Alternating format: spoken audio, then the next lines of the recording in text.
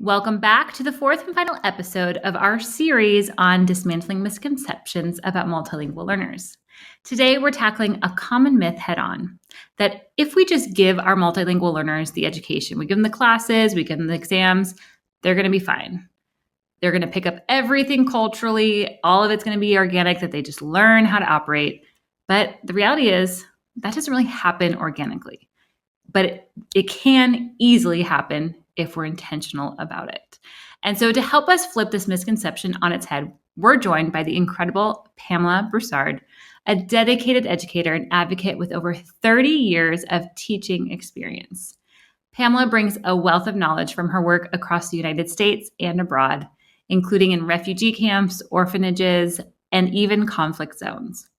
Her expertise in social emotional learning, cultural responsive teaching, and trauma-informed teaching has empowered countless ELLs to cross the finish line and thrive beyond high school. In today's conversation, Pamela will share actionable strategies for preparing ELLs, not just for graduation, but for life after high school, whether that means college, career, or other meaningful pursuits. We'll explore how educators, families, and communities can take intentional steps to ensure ELLs are equipped to succeed in every aspect of their lives. This episode is packed with practical advice, inspiring insights, and a deep look at how we can reshape our approach to supporting multilingual learners.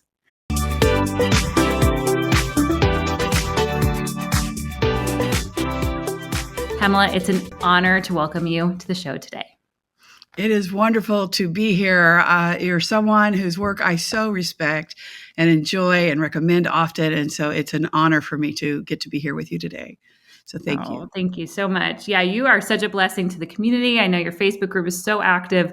We'll put a link at the bottom of the show notes so people can join if they're not already a part of that. But you're just such a positive light in the community and have so much to share with us. I mean, there's so many topics we could talk about. So hopefully this isn't the last time you're on the show, because I would love to go in depth on many of the expertises that you have to share with us today. But today I really want to dive into a topic that I never really hear many people talking about, it, a topic that is so important to the success of our multilingual learners that are coming into our schools. And that's helping them to get across the finish line. That's not just focusing in on those beginning days, those early days with them, the early years with them, but really focusing on their whole journey and all the time that they have in our education system.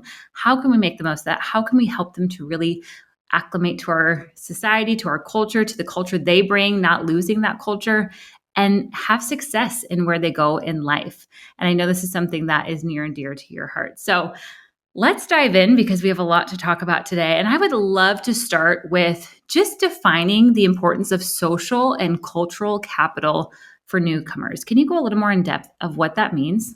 Mm-hmm.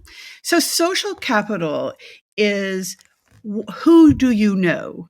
Knowing people and how that will impact your job opportunities and things like that. And so in the business world, this was not initially applied to schools, but I kind of took it and applied it to schools. In the business world, if Bill Gates invites you to his house, you're not going to get his money. He's not handing out his money. But what he would be doing if you go to his party, you would meet people who know how to do things. Oh, I know how to do this. Here's a connection here. Here's the best way to do it. Don't do it this way. Don't do it this way. Or, oh, I know someone who'd be perfect for that. You're going to get those connections that build you into opportunities that turn into financial. Same thing with your culture. Do you know how to do things within a different culture? Do you know how things operate? And so when you do, those doors financially open up. So if we apply that with students, as students understand the social rules, the social capital, they have those relationships, and they have the cultural understanding, there are more doors that can be opened. And just a real practical way to think about it is, if you have a student, for example, I'll just say one, and he stays within his community with his only people that spoke Spanish because he speaks Spanish. When it comes time to graduate, he does not have as many job opportunities except within his own communities. But had he crossed cultures with the other cultures within his community, he would have more chances. So the kid who is involved in Science Olympiad, I'll give you a real example from my classroom. I have students who are in my classroom who don't have a lot of money, who don't have a lot of opportunities. There's one car in the family. They're struggling to survive. But this kid joined Science Olympiad. And now he is traveling on a bus. Oh, this competition is at this college. I never thought about this college. He's listening to the leaders in his school who are going, oh, I got to go get home because I got to study for the SAT. If he were to stay within his own little community and his own vocabulary and his own experiences, he's not going to hear all those other opportunities. He's not going to see or get outside of the walls of his apartment. And so we are conditioning them often for poverty because we're not giving them a bigger worldview. And if we just hear it just from, the TV and they've never seen anybody do it, then they end up going into what's comfortable, like we all do. And so here we have some of our brightest minds. We know at the high school level that multilingual students are underrepresented in P classes. Well, why should I teach my kid to do that? So that he can be halfway done with college when he finishes high school. So now his family's not going to have to find 4 years worth of money. They've only had to find 2. They're going to know how to do scholarships. So exposing them to, and when I say culture, I don't mean the American culture in this. What I mean is in United States, in most countries, going to school, a good student is one who can repeat a teacher and one who does what the teacher says. So what happens to our kids, and the way I know this is because it happened, and that's where my passion started. I had a student who was straight A student the entire time he was in our school. I got him when he was brand new, didn't know English. And when it was his senior year, I went up to him and said, hey, so you're going to be getting a lot of awards? Are you going to wear cords? You're going to do all this stuff? He goes, no, I can't. And I go, what do you mean? You've had a 98 GPA since, grade point average since you've been here. He goes, because I didn't have service hours. If we are not explaining to them that in the United States, high school is about 3 things. You need good grades and hard classes, and you need the service hours, the community service hours, those 2, and then you need leadership opportunities. We are not teaching our kids that they need that. And so I find a lot of people don't know. I didn't know. And I had a lot of kids go through my classes before this dawned on me. And so what am I doing? I'm closing those doors for them. When I had gifted and smart kids. So here's a kid, one of the smartest kids to run through our program, who lost out on scholarships because he can't compete. Wow. When he's got a scholarship application and they go, what have you done in the community? How many service hours do you have? What leadership roles have you had? They don't have them. And when you're working with different cultures, some of the families will say, oh, no, I don't want them to play soccer. I don't want them to do this. They just need to focus on school. Because this is a cultural bump, because that is what makes a successful student in most countries.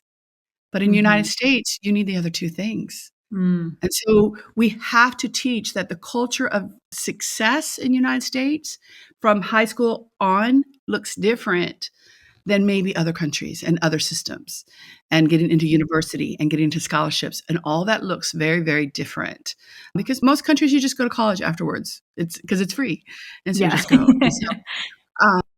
If you study, then that's the most important thing. So parents with a good heart and good intentions are saying, no, I don't want my child to be on the soccer team or the football team or theater or do art classes. They need just to study, actually hurting their family. Yeah. And so that's why that building that social cultural capital, giving them relationships so they can move between cultures, and giving them the cultural understanding so they know how to move up and out of high school and to college and career is vital. Wow. That is such a powerful statement. All of that you just shared, Pamela, and something I've never really thought about because I'm not in the high school space. And so it is, though, so necessary for them to build those social networks. I'd never put that in a school setting, but, here in Panama, it's a very small country.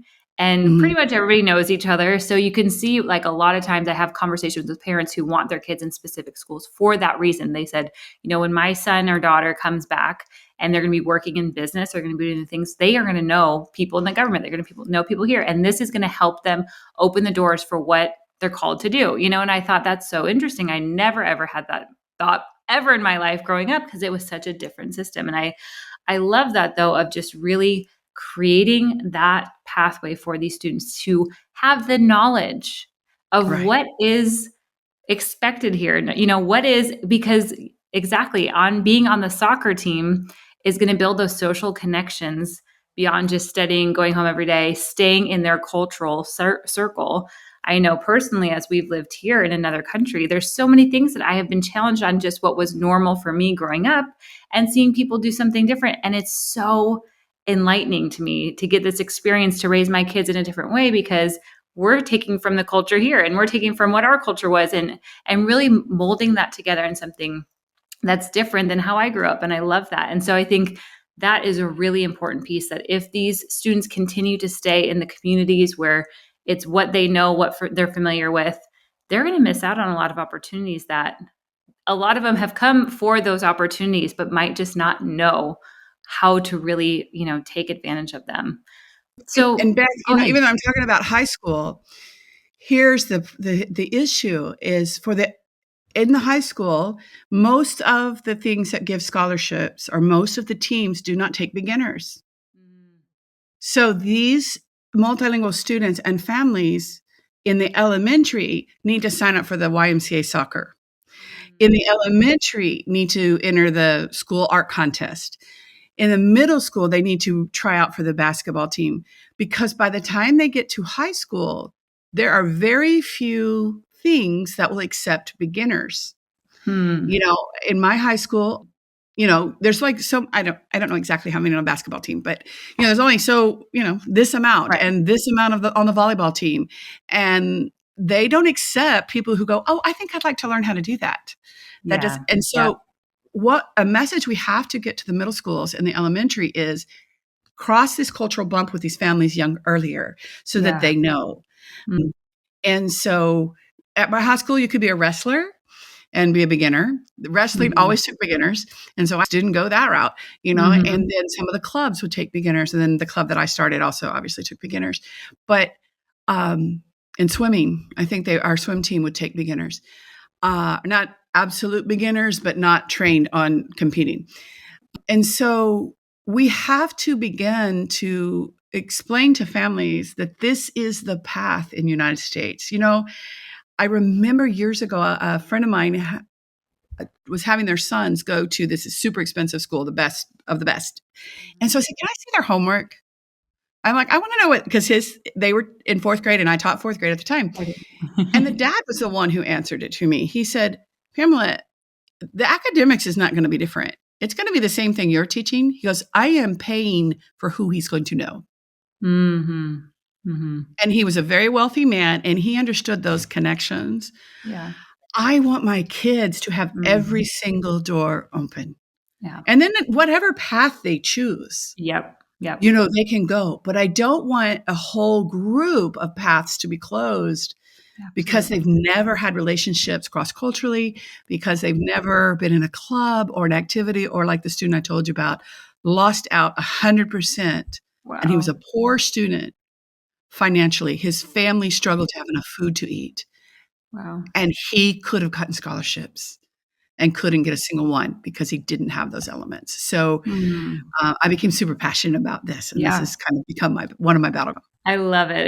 It's so needed, this conversation. So, why don't you share with us, what are some specific steps that educators can take to help students access these resources early in their educational journey? So, how can we have that lens where we don't just see a newcomer and say, well, okay, they need to learn English first before they can get to that, joining clubs? How can we really support that experience for all levels of our language learners? Yeah. So it starts, like what I said earlier, is just exposing them and explaining. Well, I used to think all this stuff happened organically. I Yeah. thought because I was teaching ninth grade that they did all this stuff after me when I got closer. And I found out it doesn't. And I'm at a good school. Who cares about kids? It wasn't a bad school. And Hmm.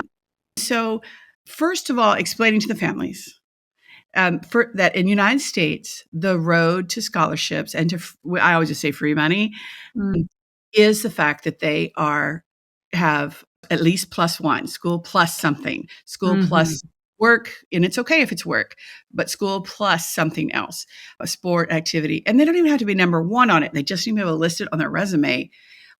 And so explain that to parents. The second thing that we find often in high school is that students will say to me their junior year, hey, I want to be in cosmetology next year. And it's too late because in the United States now, in my high school, cosmetology is a 3-year program. So they don't know. So we have students who we could offer them opportunities to get training in a trade, but we don't talk about it. They don't hear about it until afterwards. So starting in elementary, middle, and 8th grade, begin talking to them about these are the certificates you can get at our high school. You can get it in CAD. We had a student who graduated with CAD, which is computer engineering kind of thing, and walked out of high school making $50,000 on his first job, and he didn't go to university. He didn't go into debt. He was able to get a job right away. So explain to families in the middle school and the high school, let them know in the United States, at our high school, these are things your kids could study. They could study cosmetology, welding. Yes, it's going to cost them $150 to take the exam, but it's going to cost you $2,000 or $3,000 to take the classes if you try to do it after high school. So help the families have strategies. First of all, let them know what's available, let them know early, let them see, hey, here are the opportunities so they can make sure when their kids sign, the kid's just going to sign up for what his best friend's in. And so helping those parents say, hey, no, you're not going to take basket weaving because your friend's in that class. You want to be a welder someday. And what I tell my kids is it doesn't matter if it's what you want to do forever. If you don't want to be in cosmetology the rest as a career, you can cut hair in your neighborhood and get money while you're paying for whatever you need, which is more than working in fast food and is easier than working in construction. And so letting them see that even if the college and career opportunities, all the different computer programs that you can learn and things like that, even if that's not your career, you can still make money as a side hustle. And so that's number one, is letting families know. 2, letting the students know and let them see what those are, letting them see the importance of the +1. And there's a lot of different ways to do that. Because I was in high school, we involved the American students from our school, having them come into our classroom. We have a program called Peer Assisted Leadership. And even when I was in high school, it was called something else, and I was in it. I don't even know what the name was. But we would go to the elementary schools, and we would be like a buddy to an at-risk kid in the elementary. And one day, one of our teachers who worked with our students says, why don't we bring them to NAC, our new arrival? And so they started coming. And in time, what I started to do after the first couple of years is I would get, when they came in, I go, how many of you are scared to be in this room right now? And they would all say yes. And then I would say to my students, see, you're not the only one that's scared. They're scared too. They're scared to cross that line because they don't know. So you're not the only one. And then we started off in the first few weeks. I think we would do it, once a week or every couple of weeks. I don't remember in the beginning. And it was just playing a game, just to bring down that affective filter, to bring that comfort level, to find 3 things you have in common with your pal. And as the year went on, we went into more academic work. They helped us edit papers, which is awesome because it's easier for 30 of them to edit than me to edit 30 papers, for round 1. And so, and we built those relationships in the schools intentionally. We had a Spanish intercambio where the kids taking Spanish would come to our class, and I had students who don't speak Spanish, and so we had a different activity for them that they got to be involved with. That was fun, so they weren't missing out on fun, and they had other opportunities to talk to the American students. But where our kids were listening to their horrible Spanish, and the American students were terrified and scared, and so for my students to see that that's normal. It's uncomfortable, but we can do it together. And I may be jumping ahead a little bit, but one thing I'll never forget was our state exam is called TELPAS.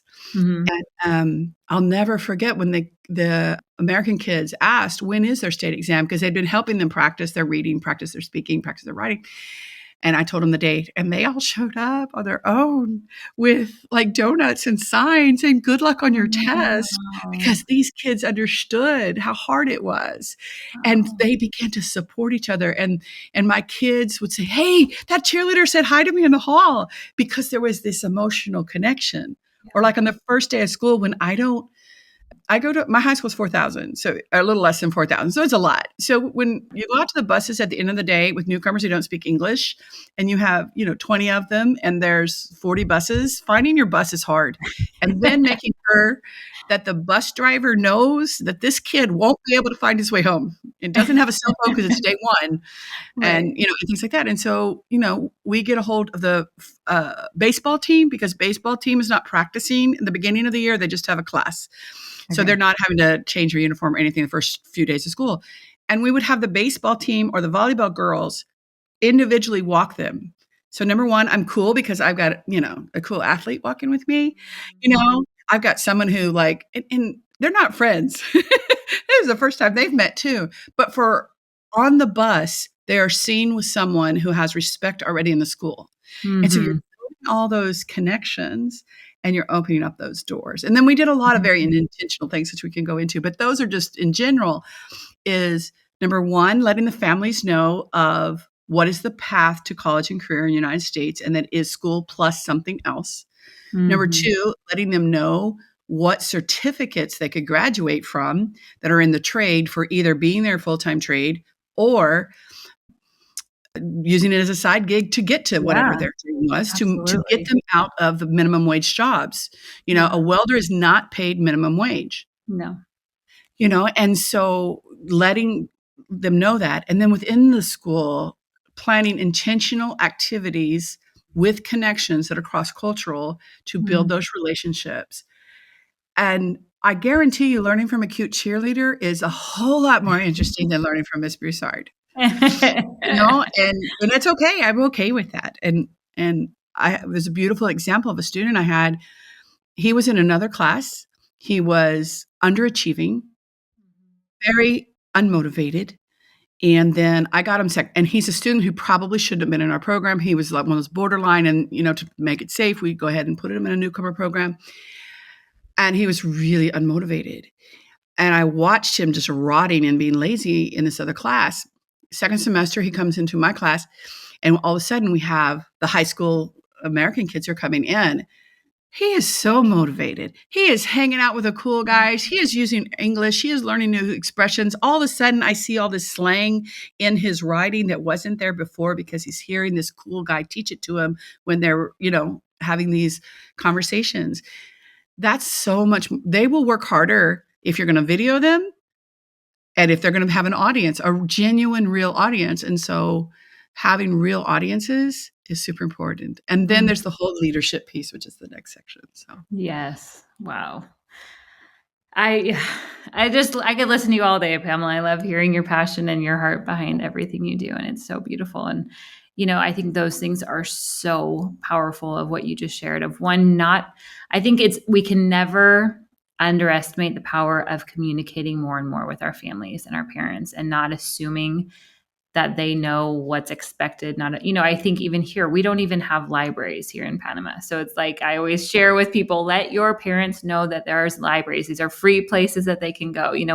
It's just, if you've grown up there, you probably think this is normal. And if you're not from there, you probably don't know it's existing. And so how can we really empower the family, the community, sharing with them opportunities they have? And I love that of, when I worked in Chicago, we had our no excuses university of everyone's going to college. This was in elementary school.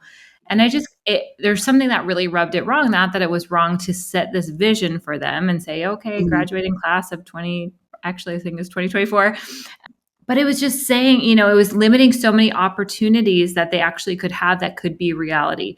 And again, letting them, like you've shared, they're going to take the path that they want to take. But if we close doors before we even give them that option to take that path, then we're not doing what we're called to do as educators. So I love that idea of just sharing, opportunities that they have right in the school, right where they are. And then also then intentionality of really bridging that we-them divide. I know many schools, even where I grew up, it was the bilingual classrooms and the regular classrooms. And all of my elementary, I don't remember ever doing activities together, ever collaborating. And so it's just such a tragedy that we're letting happen if we don't create those intentional relationships where both sides have to overcome those fears. I love with that Spanish class. It's like the beauty of dual language. Everyone has a strength in that moment, and everyone has that moment of feeling like a failure or feeling embarrassed because you're making mistakes. And that is so beautiful for real relationships to form that way. But it's through intentionality for sure. Yeah. Adam Strong at Reimagine Migration posted this week that you have a 62% chance of every time you meet someone that they're going to be racially and ethnically different than you.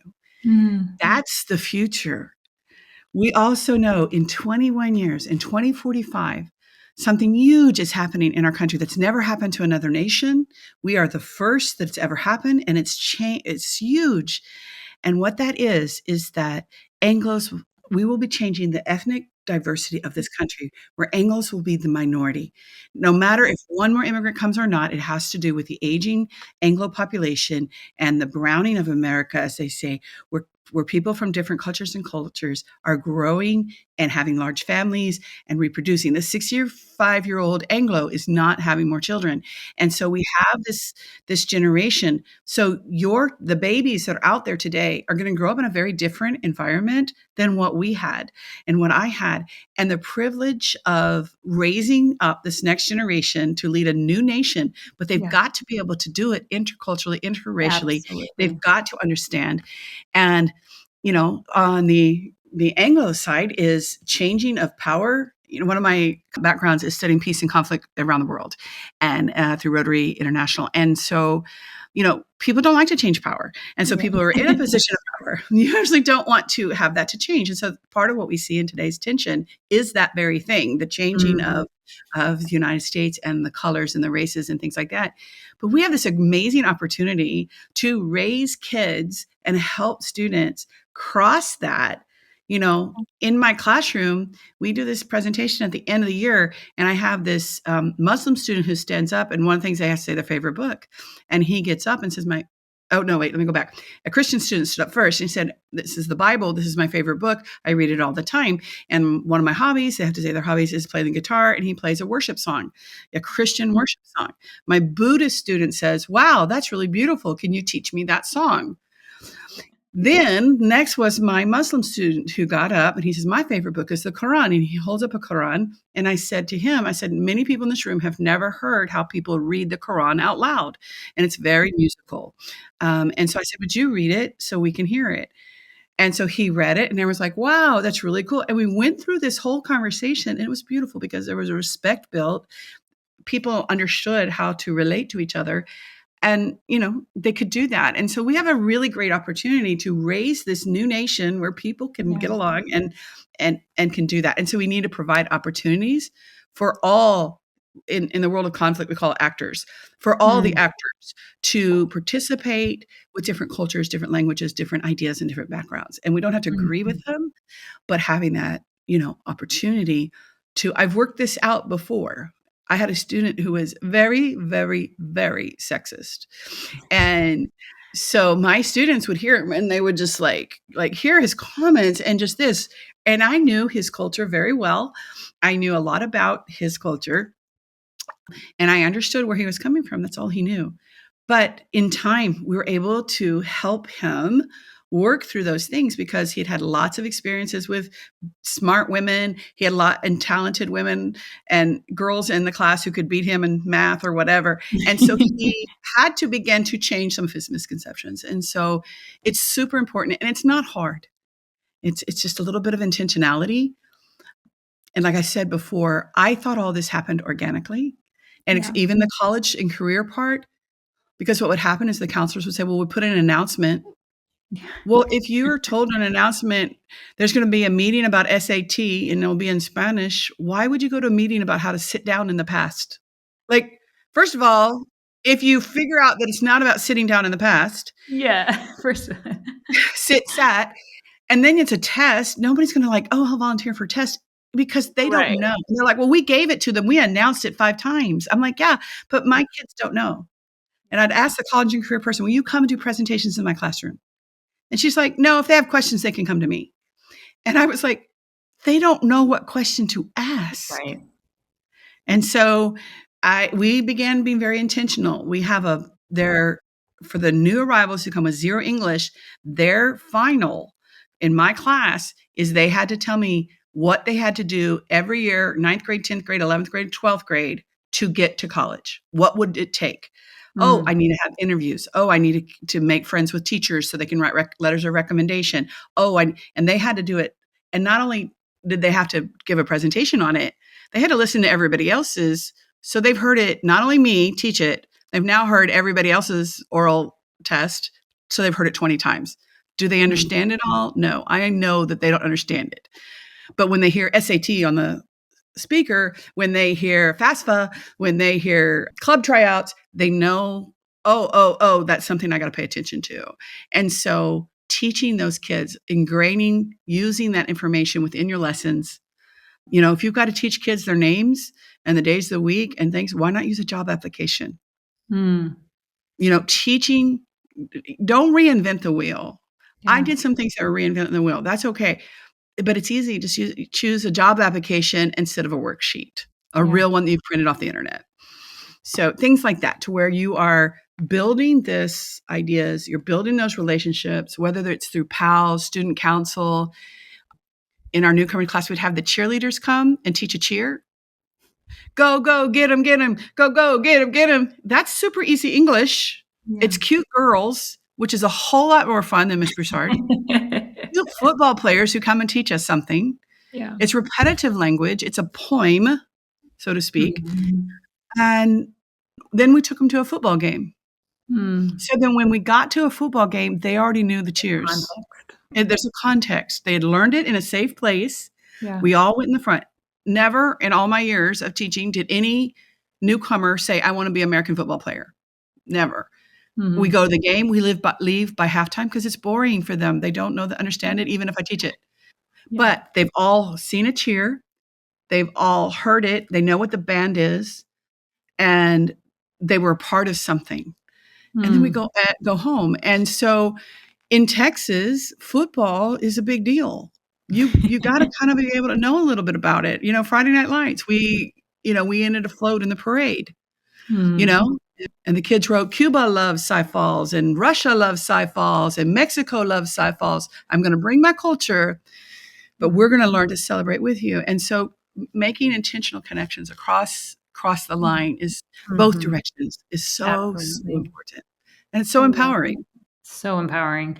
And I think, that's such a beautiful reminder of those who are listening and are mainly, ESL teachers are doing the work with their group of students, because there's a lot that happens with that group when you have students from all around the world, different languages, different backgrounds, different, they've exposed to different things, upbringings. And so that's step one, is really just creating that community and that space there. But I love the reminder of going beyond the classroom walls and really bringing in those out, the students who are outside of your classroom walls, so that you are intentionally creating those relationships. I think that is just so powerful, especially in middle school and high school, when relationships really are the only thing that matters. And so if we're going to do anything academically, if we can do it through relationships, it's going to be much more successful. Now, we only have a few minutes left, Pamela, but I want to hit on the fact that you've been emphasizing the importance of creating leadership roles for ELLs. What are some ways schools can help multilingual students take on leadership positions, even if their English proficiency is still developing? The way we did it is we started a club, and I wasn't the originator, my teammate was, and then I took it and did a little different things with it, but Gail Stevens was definitely the inspiration. We started a club for newcomers by newcomers. So second year students once a month had to put on events for first year students. So their English didn't have to be perfect, didn't have to be great. They just had to know more than the new guys, which they always did. I love that. And so it worked great. And so what we did was, the meeting was very simple. The model for the meeting was, first you have to do some crazy thing just to be funny and have fun. So a game of some sort, like minute to win it games, making sure that not only one person loses. It's got to be a team effort. You didn't get the hula hoop over there or whatever. And then some small cultural piece, even if it's just like how to find your grades, how to find the clubs on the internet that are at our school or whatever. And then cookies. You got to have cookies. Food's always welcome. Food is always important. And so what I did is I picked leaders, and the leaders were not the strongest academically necessarily. There were people just who I felt like could be responsible or needed to grow in their responsibility. And so we met, they planned, and it becomes their project. And the first time they do it, it's horrible. And they don't do a good job. And you want to rescue. But my rule was no adult was allowed to rescue them unless it was a safety issue. And so they think they know everything and they're ready. And so they're not. And you let them fail at that. And so, Maria forgets to bring the balls for the game, and John forgot the cookies, or, the first time they don't know how to get the group's attention. Nobody's listening to them. What do you do? And so we do the meeting. We get through that first one, as painful as it is usually. And then I'm like, okay, that didn't work. What are you going to do? What are you going to do? What are you going to do? And I could get the attention of everybody. I could make everyone listen to me and listen to the leaders. I could control the behavior, but I need them to do it. And so they do it. And then afterwards we debrief each week. What can we do better? What are other ways to do it? How do we know that we have all the supplies? Oh, we can make the supplies due on Monday if the activity's Thursday. So if we forgot, we have a couple of extra days. And so they would put on events. The reason the first year students needed it, because they needed to laugh. We know that students or people are 33% more productive if they're happy. And they have a lot of stress. They're stuck in an apartment. Most of our students come from communities where they can travel without family. They can get a bus, a jeepney, toot. They can get some sort of transportation, just go where they want. Well, you come to Houston, Texas, you can't. And so they're stuck. They don't have the relationships. They don't have the communities. And they need just to have crazy stuff, So there's that one where you get the cookie and you roll it down your face until it comes to your mouth. Oh, yeah. And they're just laughing hysterically. And that's good. That's good. And I have a principal who always understood why that kind of stuff is important. We have them develop that. And so in time, it just started as a club. And then my leaders got really good at leading. And then we're like, well, let's open it up to other kids. And so we invited other schools, and then that went really well. So then we opened it up to districts, and my students put on a district-wide conference of newcomers by newcomers, and same recipe. And then we invited a lot of immigrant adults in. We didn't talk about this, but we need representation. Representation matters. And here's the great thing. With the internet, you can, like I have a friend of mine who's a judge. And so we studied the Constitution, and I just called her up. Now, she works for Veteran Affairs to decide if people really have a disability. My kids don't know that. I just say she's a judge. And I'm like, okay, what does it take to be a judge? And what about the parts of the Constitution? And they got to interview a real person, setting examples for them of real people who have done it, letting them see that. And so giving them leadership roles. So when we have our event, we'd have it after school once a month. My leaders can't leave until all the food's cleaned up, all the things are done, and they learn to put away the trash, and then everything's done. And so what happened, which was beautiful, it is a big problem, and I hope every person has this problem. They became such great leaders. They started leading NHS and leading the wrestling team and leading that. And I'm like, wait, I trained you guys. I need you. But making them really responsible, having real audiences, real responsibilities, and giving that. And that's not that hard. And you're like, okay, but Pamela, I don't have an after school program. Okay, Fun Friday. Once a month in your classroom, 5 people are going to lead the activity, and giving them a chance, give them responsibilities, let them struggle, healthy struggle, but give them feedback and I've had a president who one time went behind the stage and just cried because she was terrified. Like I said, I had one guy who was so shy that he put out cookies for 2 years. That's all he could do. And now he's like a big leader in his church and started his own company, and he built his confidence. By his senior year, he could lead at the conference. Wow. because he had had those opportunities. And then when it comes time to write those resumes, write those scholarships, I can give them those leadership credit. I can give them those service hours. And so they've got it. And now they're competitive with their peers. So finding ways Yeah. that our students can be competitive with their peers. And I'll tell you right now, they are not competitive for the job market or scholarships if they don't have service hours and if they don't have leadership. So find ways to help them get that. And like I said, my kids would come and hand out flyers at events. Well, they don't know, a whole lot of English for that. They know where the bathrooms are. Yeah. So they can tell someone where the bathroom is and hand them a flyer at the choir concert, and they get service hours, and so looking for ways that your kids can be involved with service without, my kids don't have a lot of money or transportation. So I gave them red and pink paper, scissors and glue, and they made Valentines for the special ed class at school. They can do it at home. They get service hours for that, and they are giving back. And so it gives them opportunities. So looking for really practical ways that they can do that. And one last thing is leaders know leaders.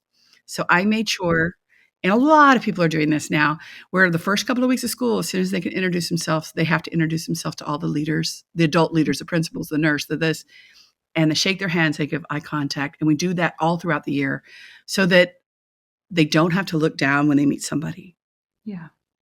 That they are used to, you are welcome anywhere, you have a voice, and you can represent yourself. And how that looks in different cultures is different. And so making sure you're intentionally teaching that. So.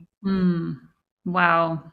Pamela, the amount of ideas you've sparked from this episode, I know whether it's a teacher in kindergarten or 12th, these are things they can apply with their group of students, and it's going to change lives. It's impacting lives for sure. Because, even just as you were saying at the end of thinking of these students, by giving them the opportunities for leadership, for service, for them to build up the academics, we're not just, in my opinion, not just putting them with their peers, we're actually putting them above their peers, because these kids are going to be bilingual too. So you also have that asset that they're going to have that superpower along with all these other things that we're building in them. And that's an incredible way to open a variety of doors. So, and see the way that they soar. So this is really, I loved hearing the upper grade side, because that's not my expertise. So it makes you actually want to go teach high schoolers and do these cool activities with them. Come on.